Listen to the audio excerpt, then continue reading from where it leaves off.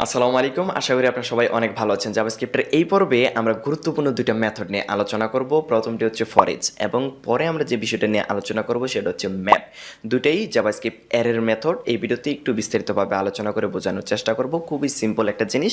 আপনারা যদি একটু মনোযোগ সহকারে দেখেন তাহলে খুব সহজে বুঝতে পারবেন। গত ভিডিওতে কিন্তু আমরা স্ট্রিং এর জন্য গুরুত্বপূর্ণ কয়েকটা মেথড নিয়ে আলোচনা করেছিলাম। আশা করি আপনারা আগের ভিডিওটি দেখেছেন এবং ভালোভাবে জিনিসগুলো বুঝতে পেরেছেন। যারা ভিডিওটি প্রথম দেখতেছেন তাদের উদ্দেশ্যে বলতেছি জাভাস্ক্রিপ্টের মিনিমাম যে জিনিসগুলো আপনাকে জানতেই হবে এই টপিকের উপর আমার চ্যানেলের মধ্যে একটা প্লেলিস্ট চলতেছে। সেই প্লেলিস্টের ভিডিওটাই আপনি দেখতেছেন। আপনি অবশ্যই সেই ভিডিওগুলো সিরিয়ালি দেখে নেবেন। আশা করি ভালো কিছু শিখতে পারবেন। সম্পূর্ণ প্লেলিস্টের link video description, I button এবং আপনি যদি আমার চ্যানেলের মধ্যে চলে যান সেখান থেকে আশা করি সম্পূর্ণ প্লেলিস্টটা পেয়ে যাবেন। আপনারা অবশ্যই প্লেলিস্ট থেকে ভিডিওগুলো সিরিয়ালি দেখবেন, কারণ একটা ভিডিও অন্য আরেকটা ভিডিওর সাথে কানেক্টেড। তো আজকের বেশি কথা বলবো না, সরাসরি মূল কাজে চলে যাচ্ছি।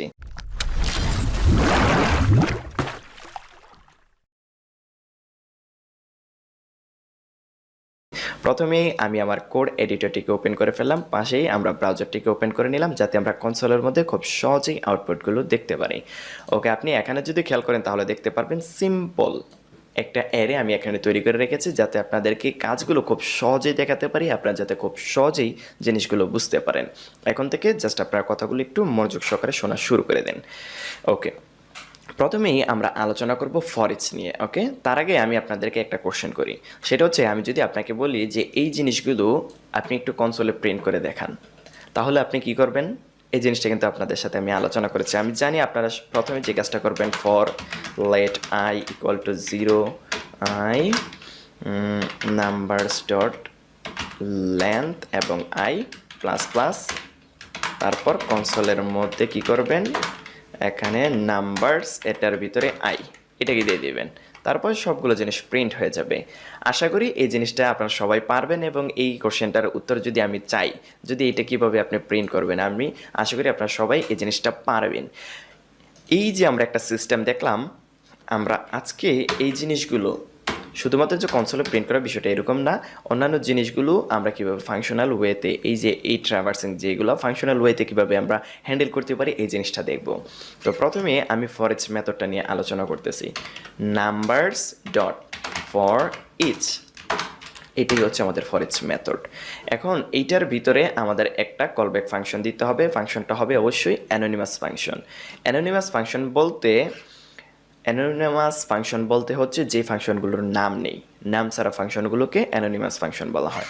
এখন আমরা এটার ভিতরে ফাংশন তারপর এইভাবে কিন্তু ফাংশনটা ডিক্লেয়ার করতে পারি। এবং আমি কিন্তু আপনাদেরকে আগে দেখিয়েছিলাম যে অ্যারো ফাংশন কিভাবে লিখতে হয়। আমরা এখানে অ্যারো ফাংশনটা লিখলে সিনট্যাক্সটা আমাদের জন্য আরেকটু সহজ হয়ে যাবে। অ্যারো ফাংশনের সিনট্যাক্সটা আমি লিখলাম, এই একটা অ্যারো ফাংশনের সিনট্যাক্স। আশা করি আপনি বিষয়টা বুঝতে পেরেছেন যে এই এখানে এতটুকু জিনিস দ্বারা কী বোঝানো হয়েছে। আমি প্রথমে আপনাকে দেখে দিই যে অ্যারো ফাংশনের সিনট্যাক্সটা আসলে কীরকম। ধরুন ফাইন্ড নামে একটা অ্যারো ফাংশন আমরা তৈরি করলাম। এটাই কিন্তু অ্যারো ফাংশনের সিনট্যাক্স। আমি কিন্তু আপনাদের সাথে এই বিষয়গুলো নিয়ে আলোচনা করেছি। এখন আমরা বলেছি কি এখানে একটা অ্যানোনিমাস ফাংশন দিব, অর্থাৎ যে ফাংশনগুলোর নাম নাই। এখন এই ফাংশনটার যদি আমরা নামটুকু সবটুকু ডিলিট করে দিই তাহলে আমাদের এতটুকু জিনিস কিন্তু থাকতেছে। এই জিনিসটাই আমি এখানে লিখেছি। আশা করি বিষয়টা বুঝতে পেরেছেন এবং এই জিনিসটা অবশ্যই মাথায় রাখবেন। ভবিষ্যতে আমরা এগুলো অনেকবার ব্যবহৃত হবে। ওকে, এটা রেখে দিলাম। এখন আমাদের এই যে যেখানে আমরা প্যারামিটারগুলো রিসিভ করি, এখানে আমরা যখন এই যে ফর ইচ মেথডটাকে ডিক্লেয়ার করব বা ফর ইচ মেথডটাকে যখন ব্যবহার করব আমরা, তখন এখানে 3টা প্যারামিটার পাবো। কয়টা? 3টা প্যারামিটার পাবো।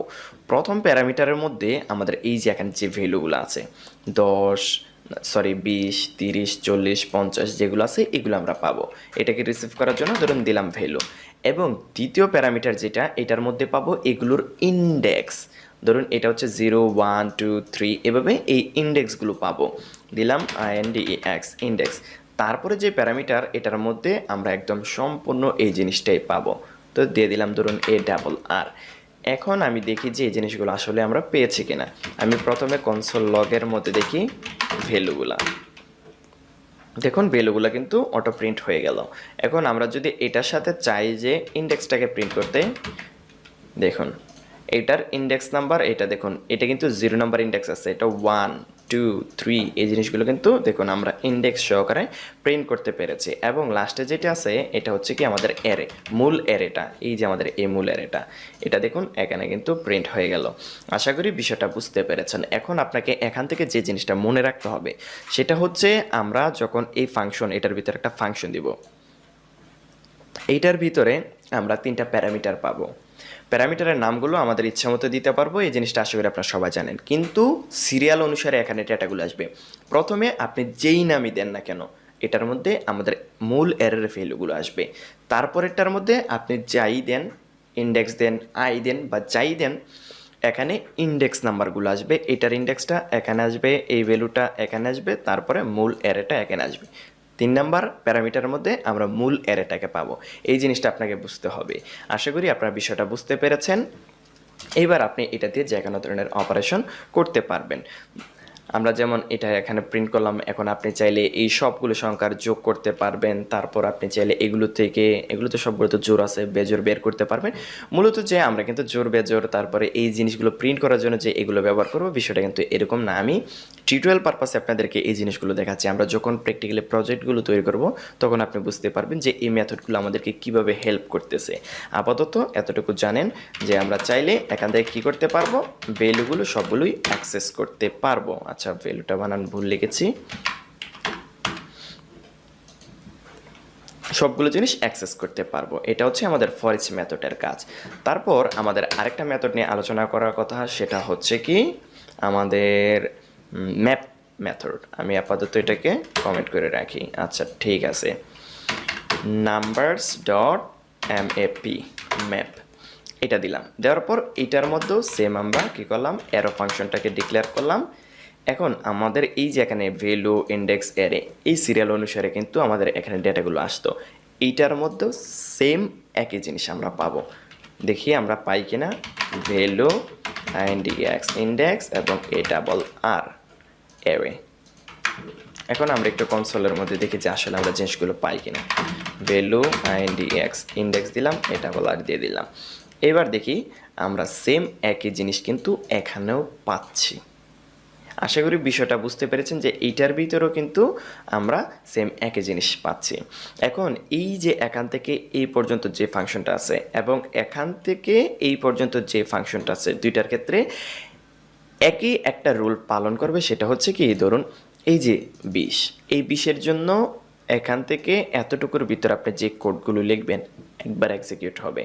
30-এর জন্য এখান থেকে এতটুকু একবার এক্সিকিউট হবে। 40-এর জন্য আবার, 50-এর জন্য আবার। ঠিক একইভাবে এখান থেকে এতটুকুর ভিতরে এই যে আমাদের মনে করেন এই ফাংশনটা 20-এর জন্য একবার ব্যবহৃত হবে, 30-এর জন্য একবার, 40-এর জন্য একবার, 50-এর জন্য একবার। এইভাবে আপনি যতগুলো দিবেন ততগুলোর জন্য প্রতিবার কিন্তু এখানে কল হবে। আপনি এখানে খেয়াল করে দেখুন, এখানে কিন্তু অনেকবার প্রতিটাকে আলাদা আলাদাভাবে কিন্তু প্রিন্ট করেছে।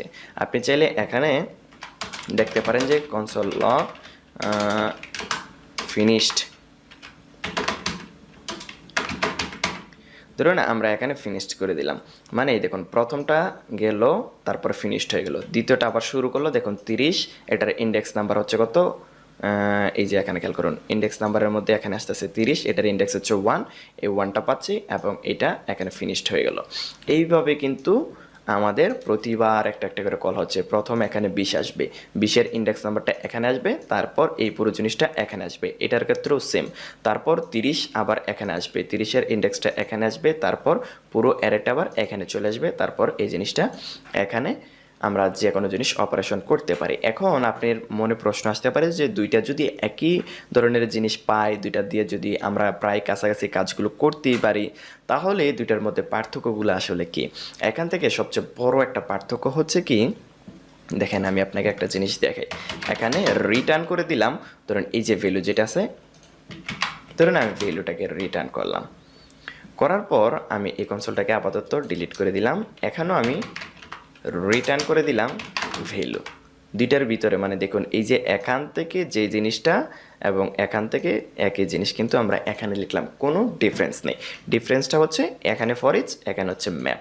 এখন আমরা একটা কাজ করি, এই যে দেখুন এখানে এই মূল অ্যারেটাকে আমরা একটা কনসোল লক করে দেখি যে এটার মধ্যে আবার কোনো পরিবর্তন আসছে কিনা।